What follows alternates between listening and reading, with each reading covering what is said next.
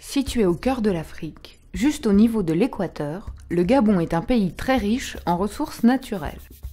Avec un patrimoine protégé par 12 parcs nationaux, le Gabon renferme un sous-sol extrêmement généreux que la nature conserve depuis des milliards d'années.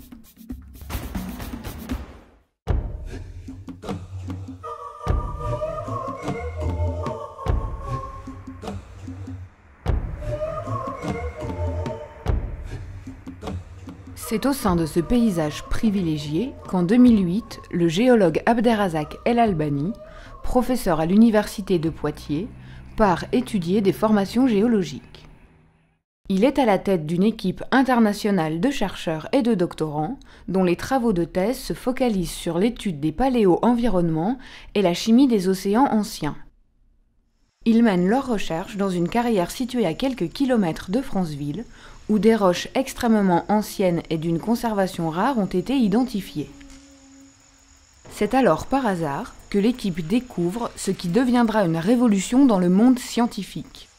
Des fossiles macroscopiques d'organismes multicellulaires datés de 2,1 milliards d'années.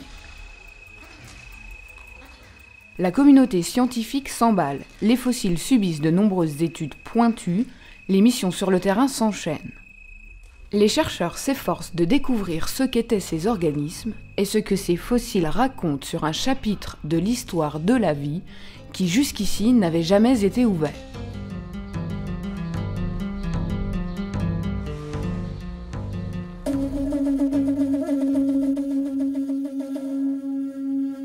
Après plusieurs mois d'analyse, le verdict tombe. Ces fossiles sont bien les traces de ce qui devaient être les premières créatures complexes à avoir peuplé notre planète. À ce jour, plusieurs spécimens de taille et de forme variées ont été identifiés. Depuis sa formation il y a 4,5 milliards d'années, les bactéries ont été les premières formes de vie à peupler la Terre. Il s'agissait d'organismes simples, unicellulaires. Jusqu'en 2008, l'apparition de la vie multicellulaire, c'est-à-dire plus complexe, était estimée à 600 millions d'années. Cette faune dite d'Ediacara, découverte en Australie, se situe à l'aube de l'explosion cambrienne. La vie continuera alors à évoluer jusqu'à nos jours. La découverte des fossiles du Gabon vient bouleverser l'état des connaissances que nous avions, en repoussant la date de l'apparition d'une vie complexe et organisée sur Terre de plus d'1 milliard d'années. Cette nouvelle fera le tour du monde. Pour l'équipe de Poitiers, cette découverte n'est qu'un début. L'enjeu est maintenant de comprendre tout ce que ces fossiles signifient à l'immense échelle de l'évolution de la vie. J'ai toujours été intéressé par le domaine de la sédimentologie et les paléo-environnements au sens large. Pour moi, c'est un domaine vivant, très actif, et qui me permet de voir, par exemple, sur des roches très anciennes, je peux comparer avec l'actuel et ça me donne une idée sur le fonctionnement de la planète, sur des périodes qui peuvent aller du million d'années au milliard d'années. Et ça, c'est quelque chose qui me passionne depuis toujours. Et puis, ce qui m'intéresse, évidemment, c'est tout ce qui est lié à l'histoire qu'une roche sédimentaire pourrait emmagasiner, archiver, pour pouvoir nous raconter des choses sur l'évolution de la planète. En juin 2012, Abderrazak et son équipe retournent sur les lieux de la découverte, avec pour objectif de trouver de nouveaux spécimens et de comprendre leur environnement. La carrière dans laquelle ont été trouvés les premiers fossiles est un des sites principaux où nos chercheurs décident de travailler. Cette carrière est appelée Sokoba, du nom de l'entreprise gabonaise Sokoba EDTPL, qui jusqu'à la découverte en exploitait les roches pour la construction.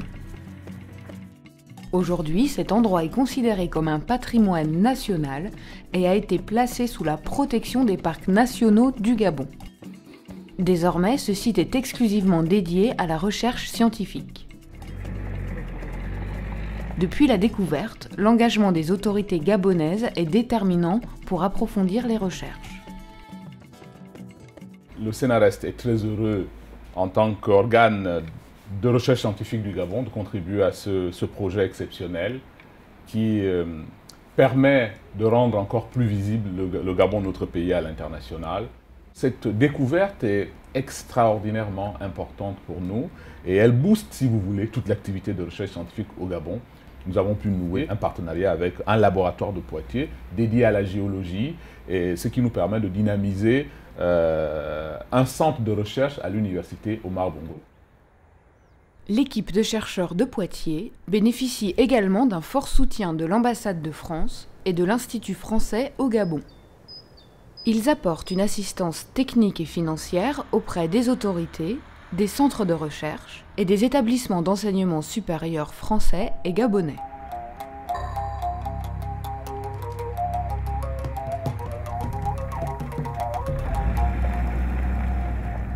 Si nous sommes là aujourd'hui, c'est parce que nous nous intéressons à une période charnière de l'histoire de la vie et de la Terre. C'est une période où l'oxygène va faire son apparition d'une manière, je dirais, importante, parce qu'auparavant il n'y en avait pas, et on va voir s'il y a vraiment une implication sur l'émergence de la vie et le développement de la vie. Il y a peu d'endroits dans le monde où on peut trouver des affleurements, des roches de qualité qui vont livrer des fossiles et qui vont nous permettre, ces fossiles, de répondre à ce genre de questionnement.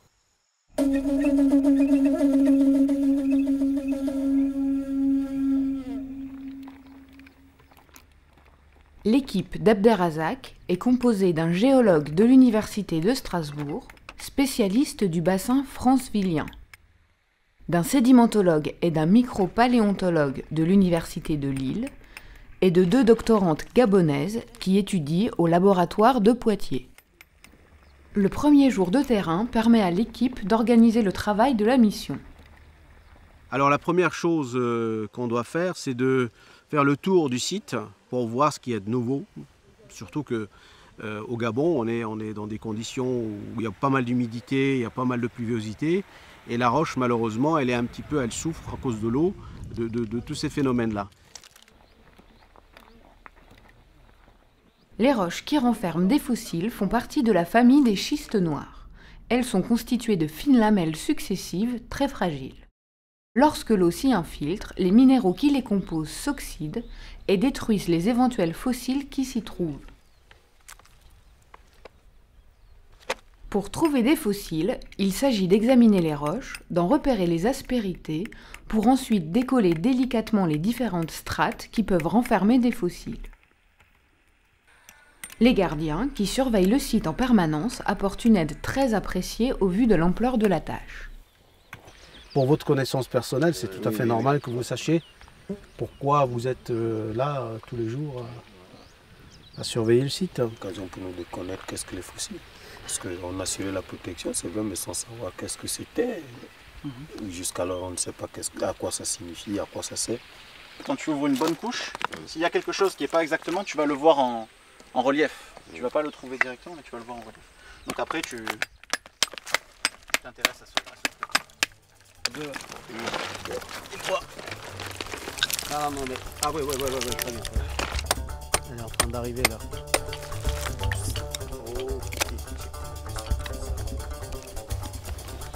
Ouais, t'as une forme ici là.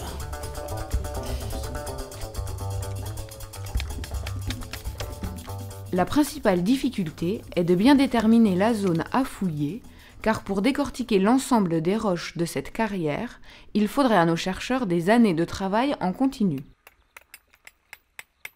L'équipe a repéré un affleurement où les différentes couches de roches sont bien visibles, ce qui va leur faciliter le travail. La première étape consiste à caractériser la zone. les chercheurs essaient de mesurer l'étendue spatiale et géographique de cette portion importante de schiste. Ils prélèvent des échantillons du sol qu'ils analyseront ensuite en laboratoire. Il faut mettre un petit rond avec une pointe pour indiquer le haut. C'est comme une flèche en fait qui monte. Et en dessous on met une petite croix, un rond avec une croix pour indiquer que c'est comme un vecteur. En fait. On arriverait quasiment à mesurer des longueurs d'onde, puis des petites hauteurs de une fraction de centimètre. Bon, ce qui est un peu bizarre, c'est qu'en surface, il y a des petites boursouflures. Ça, on ne sait pas trop ce que c'est. Par la suite, c'est un travail long et minutieux qui commence. L'extraction des fossiles est une opération très délicate qui demande une dextérité particulière. Les petits organismes sont si fragiles que le moindre faux mouvement peut les faire éclater en morceaux. Non, celui-là on le prend avec un bloc. On va couper ici. Ah oui. Ah ouais, et on fait sauter le bloc. Il est beau. C'est le plus beau pour moi. Ouais. Ok.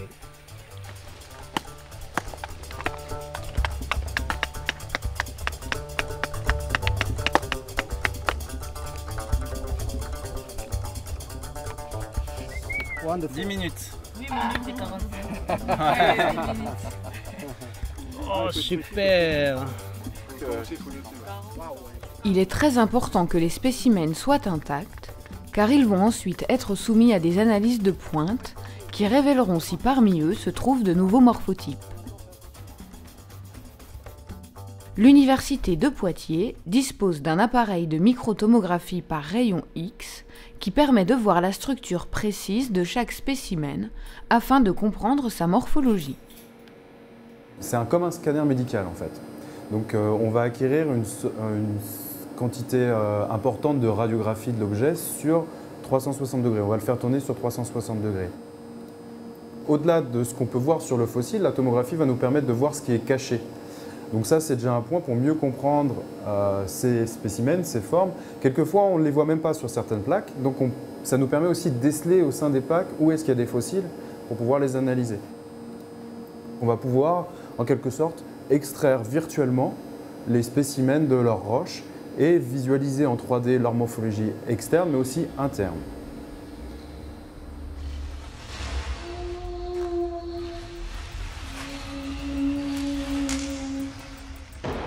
Même si nous ne pouvons pas dire à l'heure actuelle à quoi ces organismes ressemblaient exactement, les analyses de tomographie montrent qu'ils pourraient être constitués d'un corps mou, probablement gélatineux, et qu'ils vivaient dans un écosystème marin.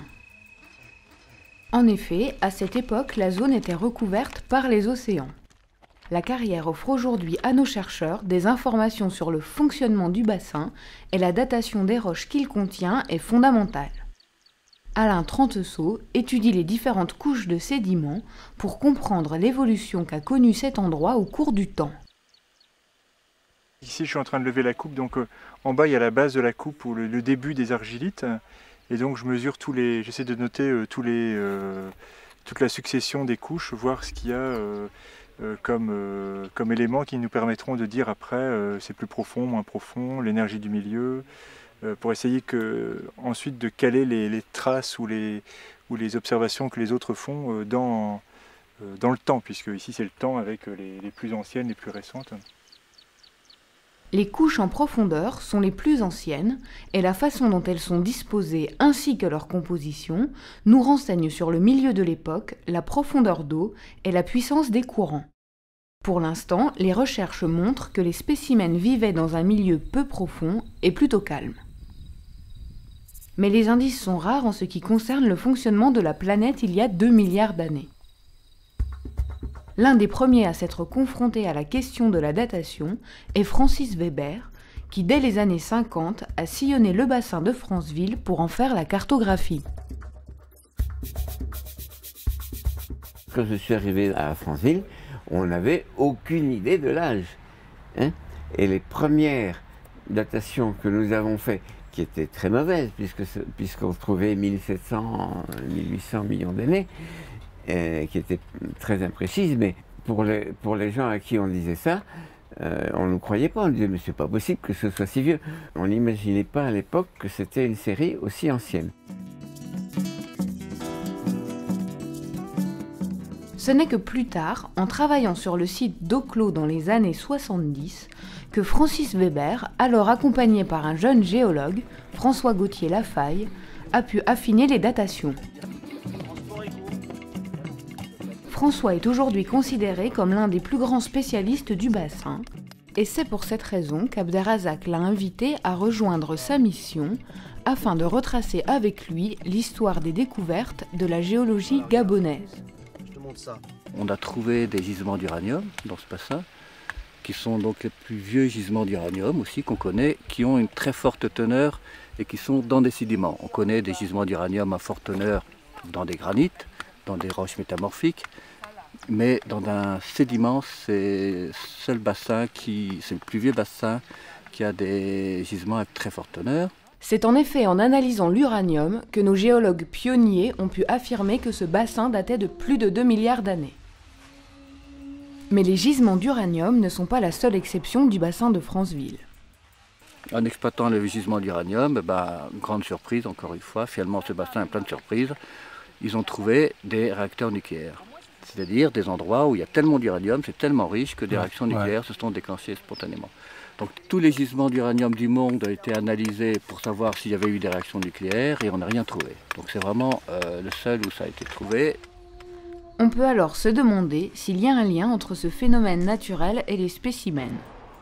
Sur ce point, les chercheurs n'ont à l'heure actuelle pas de certitude.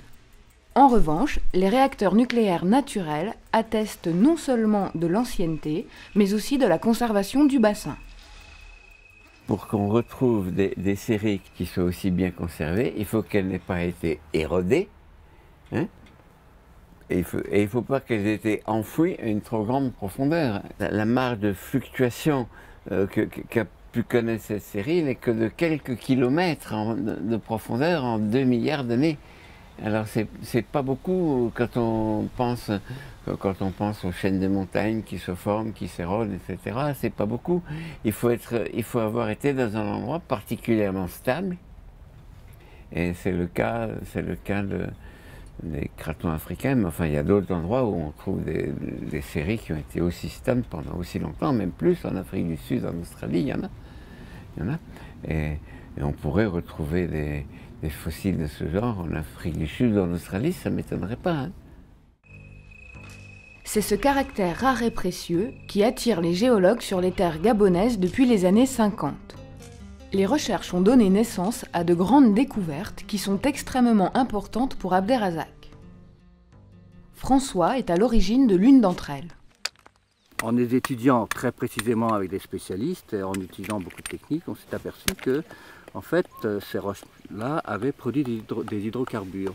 Du pétrole, quoi. Du pétrole. Et c'était certainement... une bonne roche-mère de pétrole, actuellement, elle a un maximum de 2-3% de carbone. Celles-là, elles ont jusqu'à 15% de carbone.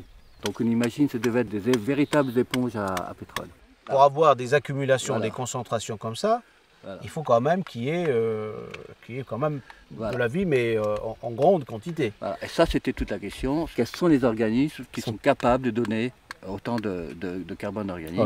Et jusqu'à ce que vous arriviez et que vous travailliez dans cette carrière, on n'avait absolument aucune réponse. Alors on disait des algues, des algues bleues, mais en fait on n'avait aucune idée. Avant qu'on en trouve donc cette première forme de vie, on va dire sophistiquée par rapport à ce qui devait exister avant.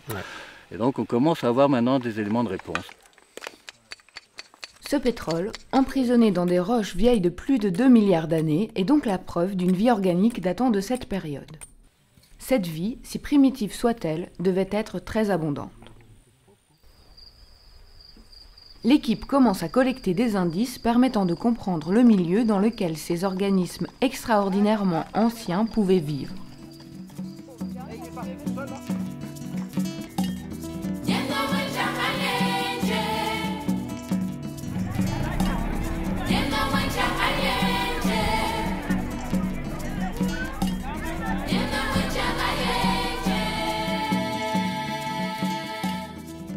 La suite de la mission, il faut qu'on arrive à se programmer pour les jours qui viennent. Pourquoi? Parce qu'on a plusieurs objectifs. L'objectif principal, capital si je puis dire, c'est ce qu'on a commencé aujourd'hui, c'est la carrière de Sokoba. Donc ça c'est important, il faut qu'il y ait toujours une équipe là sur place. Après ça, il y a le travail d'Idalina qui est un travail sur des roches qui sont des roches, comment dire, qui représentent la base du bassin, c'est tout ce qui est granitique, etc.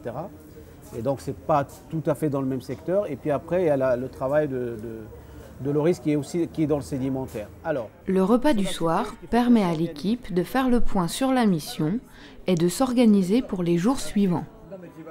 Nos chercheurs décident d'explorer les environs de Franceville pour savoir s'il est possible de trouver d'autres spécimens ailleurs.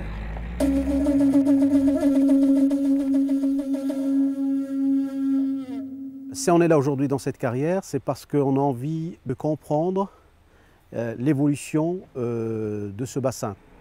La carrière Sokoba sur laquelle on travaille, où se trouvent les fossiles, elle est à quelques kilomètres, 3-4 kilomètres, pas plus, du site dans lequel on se trouve.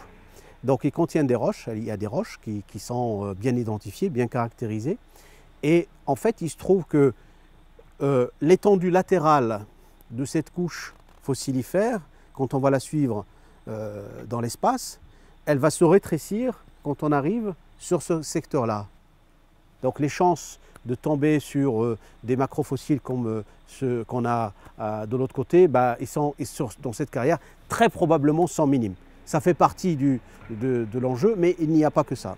Elle est très intéressante parce que ça nous permet de comprendre l'évolution du milieu et l'évolution des conditions de notre planète à cette époque-là, au-dessus du niveau dans lequel se trouvent nos spécimens. Voilà. Donc on ne se limite pas seulement à la roche dans laquelle se trouvent les fossiles, mais on regarde en dessous et en dessus pour bien encadrer les conditions paléo-environnementales et mieux comprendre ce qui s'est passé à cette période-là. Donc il y a tout un travail de fond à faire et le chemin est encore voilà, bien loin. Il y a encore du boulot. Alors qu'ils se rendent sur un autre site, une formation géologique attire leur attention. Cet endroit va malheureusement souligner la difficulté de trouver des affleurements en bon état au Gabon. On s'est arrêté là pour comprendre pourquoi il est difficile ici au Gabon de retrouver des roches saines. Donc c'est le résultat de la pluie au contact de la roche. La roche s'altère, donc les minéraux qui constituent la roche vont être dissous et certains éléments vont être lessivés.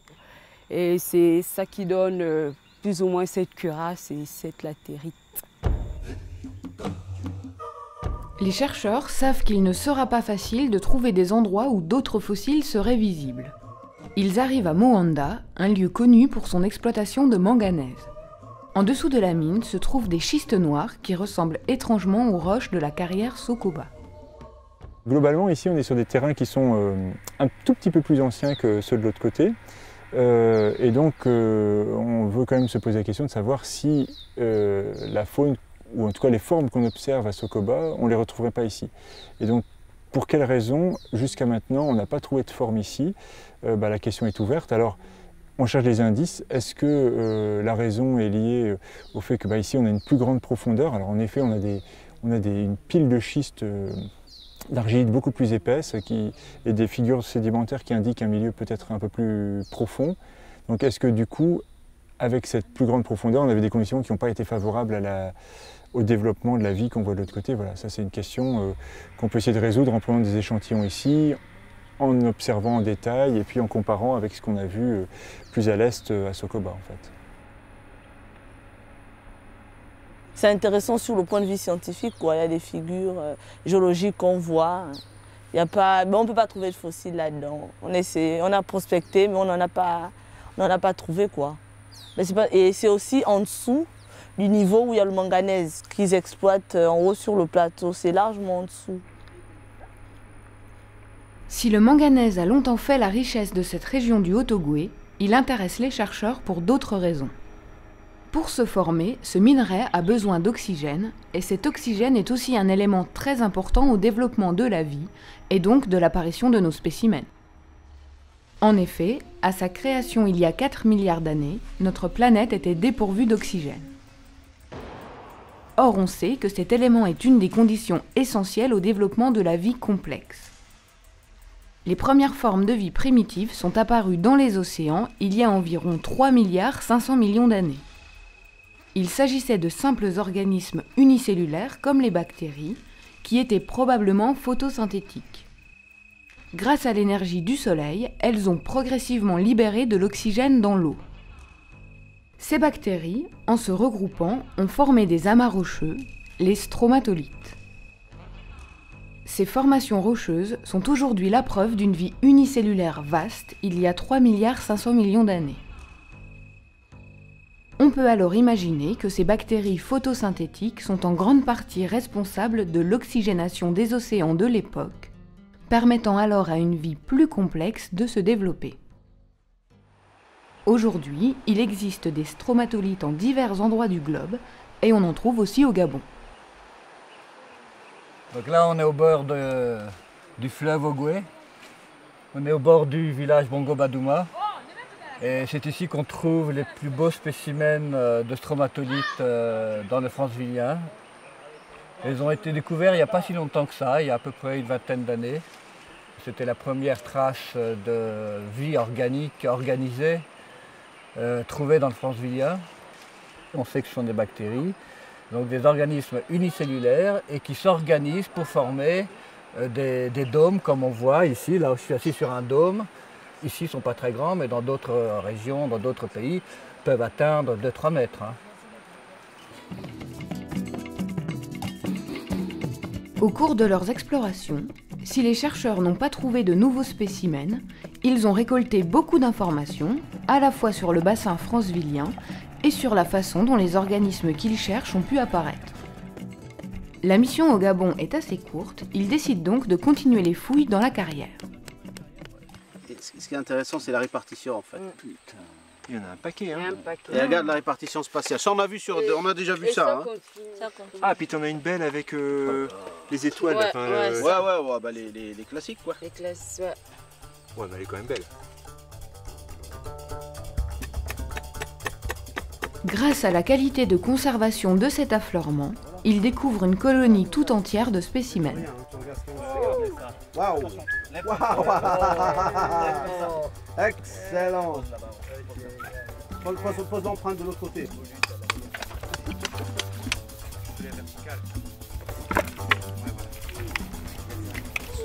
Mets à côté là-bas. Là. Voilà, mets à côté celui-là.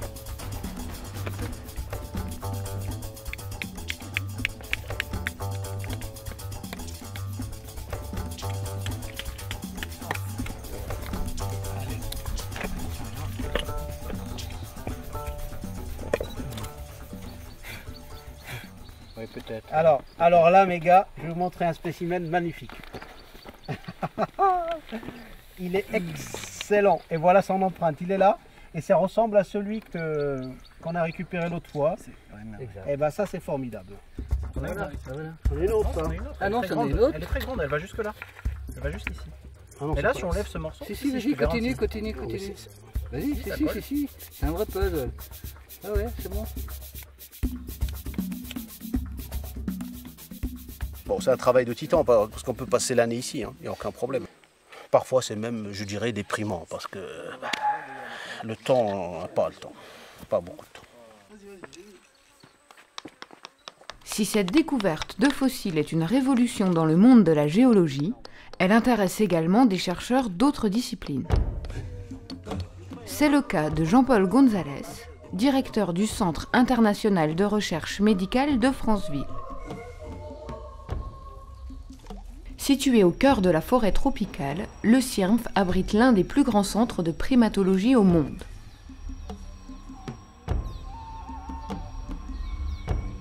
Une de ses missions est la virologie, et la découverte de fossiles ayant vécu il y a 2 milliards d'années revêt un intérêt particulier pour ce centre. C'est d'abord une démarche scientifique qui m'amène ici, c'est-à-dire regarder des choses très anciennes qu'on n'a jamais vues, qu'on a, nous, biologistes, et puis essayer de comprendre, donc d'expliquer le continuum évolutif, donc qu'est-ce qui s'est passé entre ce qu'on observe il y a 2 milliards d'années et ce que nous observons, nous, du point de vue microbes, maladies, etc., au laboratoire. Nous, microbiologistes et virologistes, dans notre théorie d'évolution, si vous voulez, les parasites ont précédé donc, les eucaryotes et évidemment les animaux pluricellulaires. Donc les virus sont là. Donc la réflexion, quand avec M. Albani et moi-même on se retrouve sur le terrain, le nez dans ces fossiles, on s'est dit mais où sont mes virus? Mes virus sont forcément là. Ils sont dans les bactéries, ou ils sont dans ces micro-organismes. On est à 2 milliards 100 millions d'années, mais on est quand même dans un contexte très moderne où ces organismes, qui sont des organismes très primitifs, qui essaient de s'adapter à leur environnement, qui n'est pas un environnement simple ni facile, et déjà les bactéries sont là, et déjà les parasites sont là, au travail, les bactéries, pour s'occuper des morts de ces micro-organismes, ou les infecter, ou comme je disais tout à l'heure, faire partie de leur symbiose, et faciliter donc ces organismes à vivre sur la planète Terre au tout début de l'émergence de la vie. Ces fossiles permettront peut-être un jour de faire avancer les connaissances dans le domaine de la biologie. Le travail de terrain touche bientôt à sa fin. Les chercheurs doivent maintenant effectuer une tâche délicate, celle de sélectionner les fossiles qu'ils ramèneront en France pour analyse. Ils doivent réduire les plaques afin d'isoler les parties comportant des fossiles. Alors je réduis. Écoute, c'est pas beau ça. Tiens. Et tiens, voilà l'équivalent. Tu les mets l'un à côté de l'autre, qu'on se rappelle qu'ils sont ensemble. Tiens. Tiens. Allez.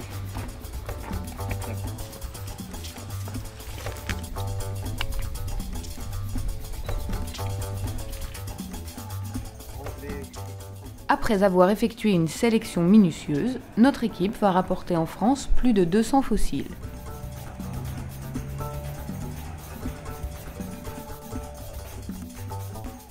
L'étape d'emballage des échantillons est cruciale.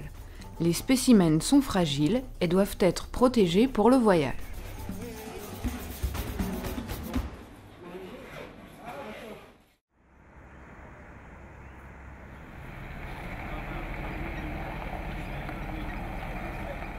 La mission de terrain au Gabon est maintenant terminée.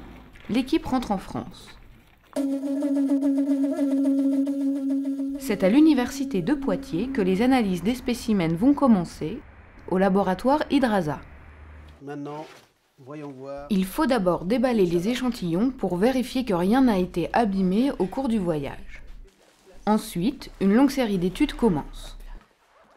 On va faire un bilan global de ce qui a été pris sur le terrain, référencé, stocké ici. Et puis la seconde partie, c'est la tomo. Donc il faut passer ça au scanner, équivalent scanner médical, le tomographe, pour qu'on puisse ressortir ce qu'on ne voit pas le nu. Parce que là, tu as les gouttes, là, tu as la formation des trucs. Les données collectées par le microtomographe sont ensuite traitées par un logiciel qui permet de construire une animation en 3D du fossile virtuel.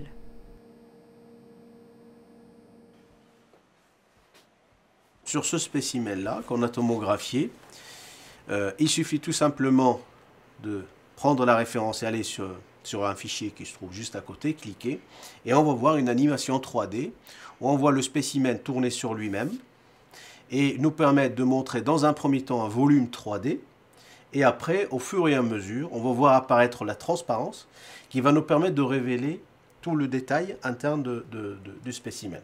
Donc on va voir par exemple une partie au milieu qui est plutôt dense, et autour vous avez ce qu'on appelle la fabrique radiale qui va se positionner de part et d'autre. Et ce qui est vraiment très intéressant en regardant le volume 3D tourner, c'est qu'on voit un plissement du spécimen qui montre très clairement que c'est quelque chose qui était flexible. Et ça c'est vraiment quelque chose de typique, caractéristique d'une matière organique entre guillemets gélatineuse, hein.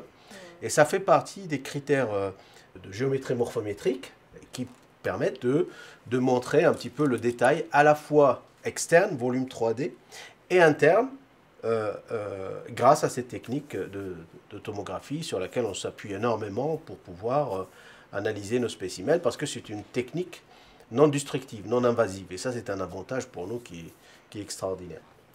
Est-ce qu'ils s'ensemble? Ils ne sont pas ensemble. Par la suite, les spécimens vont être étudiés via des techniques géochimiques de pointe. Ces études se font en collaboration avec plusieurs laboratoires, à Stockholm, Brest ou encore Nancy, qui disposent d'une sonde ionique permettant d'analyser les isotopes de soufre. Il s'agit surtout de caractériser un minéral présent sur chaque spécimen, la pyrite. Ce minéral jaune permet de conserver les spécimens sur de très longues périodes. Selon son origine, minérale ou biologique, les chercheurs peuvent savoir s'il s'agit bien d'un fossile. Grâce à cette technique, à cette méthode très pointue, on peut savoir ce qui leur est arrivé après leur mort. Et ça, c'est vraiment intéressant. Et ça nous donne une idée sur leur mode de vie. Est-ce qu'ils étaient sur le fond, ils étaient à l'intérieur du sédiment, ils étaient en flottaison dans l'eau? Enfin, c'est vraiment ce genre de choses qu'on essaie de retracer. Une fois analysés, ces fossiles sont répertoriés dans une bibliothèque numérique à laquelle la communauté scientifique pourra avoir accès. L'un des projets d'Abderrazak est que cette base de données vienne dans l'avenir enrichir les bornes interactives des musées. Toutes ces analyses ont permis au fil du temps de mieux comprendre à quoi pouvait ressembler notre planète et les organismes qui la peuplaient il y a 2 milliards d'années. C'est grâce à un travail collectif transdisciplinaire qu'un nouveau chapitre de l'histoire des origines de la vie commence à s'écrire. Cette découverte d'Abder el-Albani est particulièrement intéressante car elle s'inscrit pas seulement dans le temps court de la découverte, mais dans une volonté de collaboration scientifique avec les collègues chercheurs au Gabon pour les accueillir dans notre laboratoire, pour que l'équipe de Poitiers puisse continuer à travailler sur les différents sites géologiques du Gabon. Et donc c'est vraiment une collaboration sur le long terme qui est en train de se développer entre l'Université de Poitiers et le Gabon pour permettre à de futurs doctorants et à de futurs étudiants gabonais ou de l'Université de Poitiers de travailler ensemble pour poursuivre les recherches de ce laboratoire. Regarde, là c'est de la pyrite dans l'encaissant. Grâce à ce biota gabonais, c'est la première fois de l'histoire de la planète, de la vie, où on est en train d'assister à une organisation, si je puis dire, intelligente, de point de vue morphologique, de point de vue comment dire, croissance, etc., où on va voir des spécimens qui vont se développer de taille et de forme variées, sachant que avant on n'avait rien, et après, il ne va plus y avoir grand-chose, parce que le fameux oxygène va disparaître aux alentours de 2 milliards.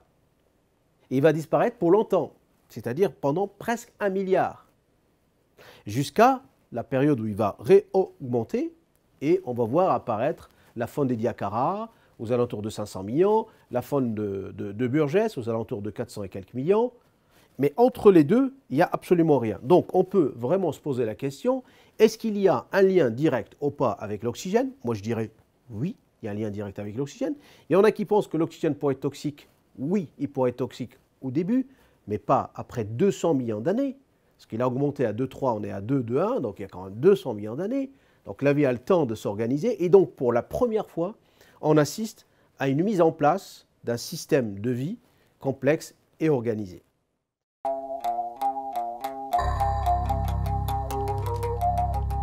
Depuis la naissance de la Terre, les bactéries ont vécu seules pendant plus d'1 milliard d'années avant que les conditions nécessaires au développement de formes de vie plus complexes n'apparaissent. Il leur a fallu des milliards d'années pour que la vie explose dans toute sa diversité et devienne celle que nous connaissons aujourd'hui.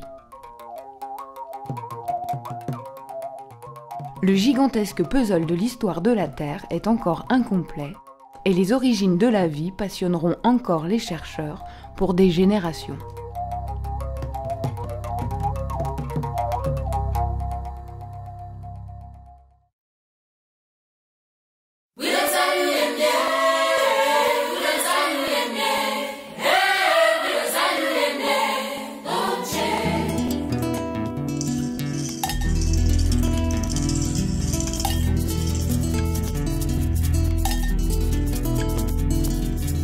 Yereko to the wengani kaku yande, Jea kutu numpiri.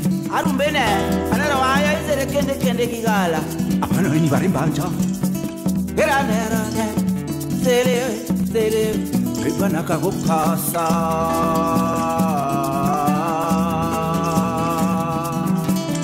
bangame ngwambirintebo nkulumele wambirintebo Dimeno sami che meno si contate Ma cammino roa poswini a leonio Nyasa zininchu a giuffie gola nisa E pengina, e cammina E sindina non a yassi Ndeba Ayeni wokulawe Ayeni wokulawe Tumbolonga nchewe Jaga ye jingwe Mieno wenjaga ye Mieno wenjaga ye Mieno wenjaga ye Tate mieno wenjaga ye jingwe Mieno wenjaga ye Leza yuyemye Leza yuyemye Kenda ni komi njanji nimbe Kenda ni nongo njanji nimbe Kenda ni ngesi njanji nimbe Kenda ni fala njanji nimbe Kenda ni kompinya njanji nimbe Mbe